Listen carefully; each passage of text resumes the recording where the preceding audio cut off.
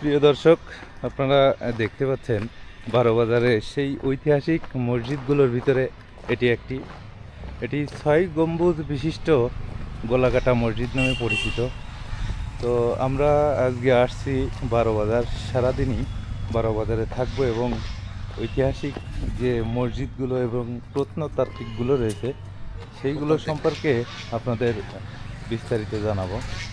আমরা এখন অবস্থান করছি 6 গম্বুজ বিশিষ্ট সেই গোলাকাটা মসজিদের সামনেই।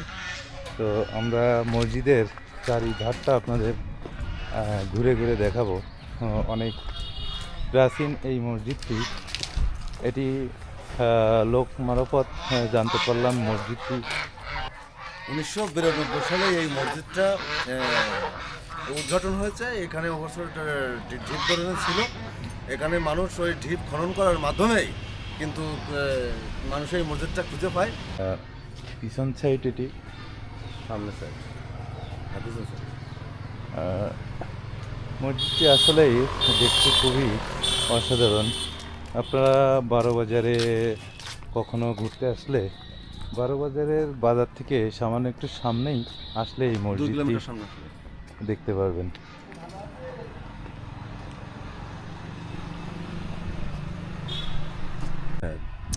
এটা আমি আরও 20 বছর আগে থেকে দেখছি। এইখানে এটা পুরোটা যা দেখছেন এইভাবে স্থাপনা ছিল না, এর অর্ধেকটা ছিল। এই অর্ধেকটা এখানে, ওই অর্ধেকটা মাটি চাপা দেওয়া ছিল।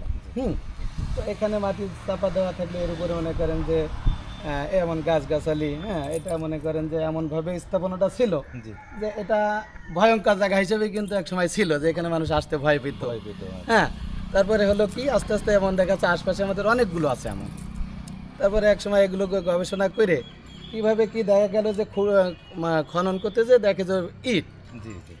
তখন থেকে এটা মনে করেন যে যতগুলো এমন ঢিবি ছিল সবগুলোই তখন এটা এই খনন কাজ শুরু করে দেখে যে এটা মসজিদের আকৃতির ভিতরে, মসজিদের আকৃতি মেম্বার টেম্বার সবই আছে।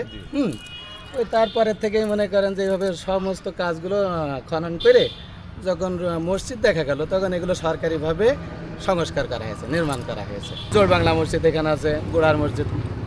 এই এলাকাটার নাম কি? এই যে গোলাকাটা মসজিদের এই এটা হলো, এটার নাম বারোবাজার, অরিজিনাল বারোবাজার। অরিজিনাল বারোবাজার। মানে আর ওই পাশে আছে বেলাট, এই পাশে আছে হাসিলবাগ, এই পাশে আছে সাদিকপুর, বুঝতে পেরেছেন? কিন্তু এইটা অরিজিনাল সেই বারোবাজার। এই মসজিদটা মূলত কত সালে মানে এটা পাওয়া যায় আর কি? ওটা সালটা উল্লেখ নেই, তবে আমি যেটা যখন দেখছি আরো 20 বছর আগে এটা সংস্কার করা হয়েছে। এখন কি এই মসজিদে নিয়মিত নামাজ? নিয়মিত নামাজ পড়া হয়। এখানে কি সরকারিভাবে কোনো অনুদান আসে? না, এখন আছে কিনা তা জানি না। যেখানে পাঠাগারটা আছে আমরা জানতেও আসছি এবং দর্শকদের জানার উদ্দেশ্যে আসে অনেক লোক, ভালো প্রতিদিনই আসে। থাকবেন, সুস্থ থাকবেন। ধন্যবাদ আপনাকে। ধন্যবাদ।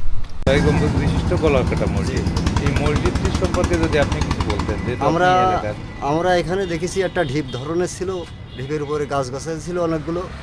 এগুলো সরকারিভাবে সংস্কারের কাজ করা হয়, খনন করে বের করে, বুঝেছেন? বের করে তারপরে মনে করেন মেরামতের কাজ শুরু করে। উদ্ঘাটন হয়েছে 92 সালে। 92 সালে আপনারা বুঝতে পারছেন যেখানে যে মসজিদ এখানে একটা মসজিদ আছে। জি, এটা আনুমানিক কত আমলে তৈরি ছিল?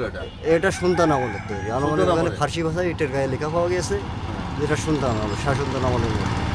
মসজিদটার উপরে যে 6 গম্বুজ দেওয়া আছে এবং এটার নাম গোলাকাটা কেন হলো? এগুলো হচ্ছে পুষ্করী নাম। আমরা ছোটবেলা থেকে দেখেছি যে পুষ্করী নাম, গোলাকাটা পুষ্করী। গোলাকাটা। পুষ্করী নাম অনুকরণ করে মসজিদগুলো